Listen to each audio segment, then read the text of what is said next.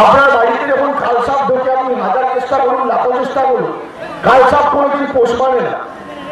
যখন যেখানে সুযোগ পাবে আপনাকে ফোড়া তুলে কামড়াতে যাবে, ছবল তুলে।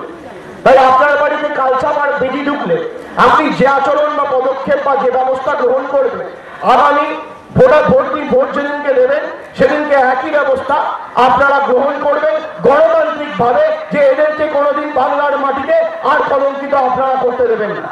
আজকে সাপে নেউলে সাপে বেজিতে মমতা বন্দ্যোপাধ্যায়ের এটাই তো জয়, মামাটি মানুষের এটাই তো জয়।